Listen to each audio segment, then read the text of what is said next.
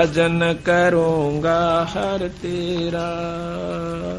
देखो परमात्मा बंदी छोड़ गरीबदास जी ने एक का शब्द में सारा ने छोड़ दर दिया ठा गए कि इसी दुर्गति तेरी होश है।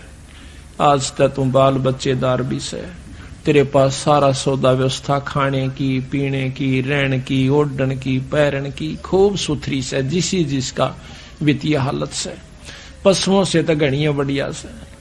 और फिर नौका ये बनेगा तेरे संग में। अब यह बात याद तो रह जातो से सत्संग, और याद नहीं रंदी तो फिर कुसंगत बरगी।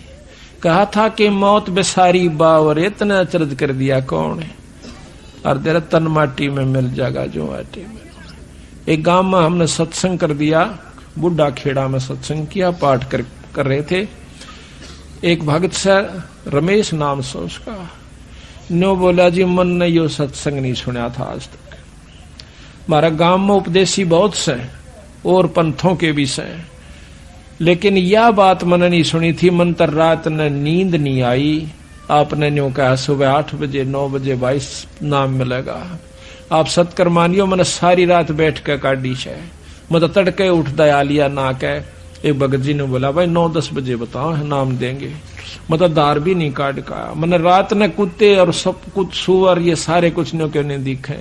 भाई नूर नू बनेगी मारा गेला। किसी भूल में थे तो जिसकी आत्मा पुण्य है, जिसके अच्छे संस्कार से, ये होता भी पिछले संस्कारों से, वैसे नहीं होता।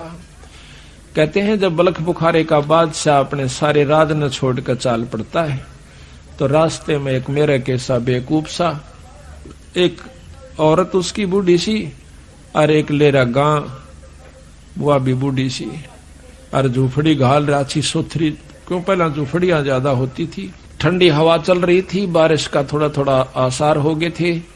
वो बेचारा अपने कामड़ लपेटे हुए बलख बुखारे का बादशाह अब्राहम सुल्तान उस झोपड़ी का पाछा कहीं बैठ जाता है। हवा की आड़ ली की हवा ना लगेगी, जाडा कम लगेगा, सर्दी कम सतावेगी। फिर वो दोनों बूढ़ा बुढ़िया वार्ता करें से, यानी 40-50-55 साल के थे। न बोले अच्छी बारिश होगी, खूब मौज हो जाएगी। तो वहां कहते हैं हम इतना ठाठ हो गया अपने ते बलख बुखारा के बादशाह के भी कोई ना। और वहां से देख मूर्खा नहीं या आसमान रहे इस टूटी सी झोपड़ी में।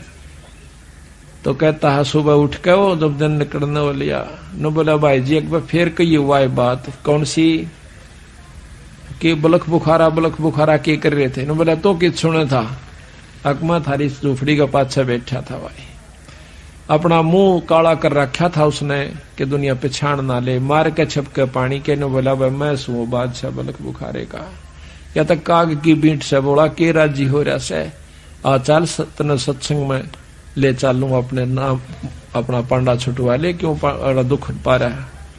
ने बोला अपना काम करे न बौड़ी बूझ। तो असल तो बलख बुखारे का बादशाह ना दिखता होगा तो तेरे के पागल नहीं, मैंने जो रात छोड़ खा गया। तो महाराज कहते रांडी ढांडी ना तजे ये नरकवे काग, और बलख बुखारा छोड़ दिया थी कोई पछली लागे। तो पिछले संस्कार वश ही हम यहाँ पर सत्संग मारे हैं, दान भी कर रहे हैं, सेवा भी कर रहे हैं, तड़के लेकर शाम तक नंगे पैरा उस परमात्मा के नाम पर। वैसे नहीं हो सकता ये, इसमें कोई शक नहीं है। तो इस काल ने हमें कितनी बुरी तरह यहाँ पर बांध रखा से। अब आप देखिए शाम का हमारा भरोसा नहीं, किसकी गेला के बीत जावे, उसके बावजूद भी हम इतने अंधे कर रखे से। यू के कारण से या सुनियोजित यानी बहुत अच्छी तरह विचार कर की हुई कहानी हमारे साथ है। बच्चे पैदा करना हमारी मजबूरी से, इनका पालन ना करें तो मजबूरी से, मकान नहीं बनावे तो मजबूरी से, ब्याह शादी ना करें तो मजबूरी से। और वहां पर धागा हो, धूड़ उठती हो, और भाई जैसे कोई मशीन के पुर्जे बनते हो, खराद में लो की धूड़ उठती हो, नाकों में चढ़े, मजबूरन करनी पड़ रही है। पेट दिखे, बच्चे दिखे, मकान बनाना, फिर शादी सर्दी के कपड़े आगे, गर्मी के कपड़े आगे, ब्याह आ गया, छूछक बात। या हमारा हम सोचे हम निश्चिंत हैं, निफराम से फ्री हैं, एक सेकंड भी फ्री नहीं है जब तक तुम संत शरण में नहीं आते। तो ये सारी हमारे ऊपर मजबूरन थोप रखा से, हमारे से बुरे कर्म करवाता है ये मन रूप में काल बैठा से, और फिर नो कह बेटा तेरे कर्म से तन्ने भोगने पड़ेंगे। ये फिर मारे कर्म हो जाते हैं, आनंद ले से काल और दुर्गति जीव की कर राखी से। यही संत बताने के लिए आते हैं। तो अब हम थोड़ा सा आपको ये बताएंगे कि सृष्टि क्यों रची और के इसके पीछे राज है। जब तक आप इसको नहीं समझ पाओगे तब तक, इसने कई बार समझे कई बार सुने, जब जाकर घर करेगी या कहानी के साचे नो बन रही से, क्यों काल मन रूप में बैठा से प्रथम तो सुने नहीं गा, सुनेगा तो विचार करने कर ला लेगा, या तो जचदी नहीं, या बात तो समझ में नहीं आई। नो क्यों करो सको से ब्रह्मा विष्णु महेश पूरे भगवान से, ये पूरे का बेरा पट्टे पाछे पता चलेगा ना दूरा कौन सा से।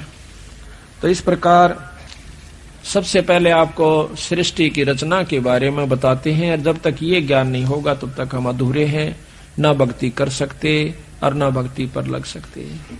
आप रोज आरती पढ़ते हो, अदली आरती अदल पठाऊं भाई युगा युगा का लेखा ल्याऊं, जा दिन ना थे पिंड नी प्राणा, नहीं पानी पवन जमी असमाना, कच्छ मचकूरम ना काया, और चंद सूरज ना दीप बनाया, शेष महेश गणेश ना ब्रह्मा, नारद सारद ना विश्वकर्मा, सिद्ध 84 ना 33, 9 अवतार नहीं 24, 5 तत्व ना ही गुण तीना, नाद बिंद ना ही गटसीना, चित्रगुप्त ना कीर्तनबाजी, धर्मराय ना पंडित काजी, धूंधोकार अनंत युग बीते, जा दिन कागज कौ किंचिते।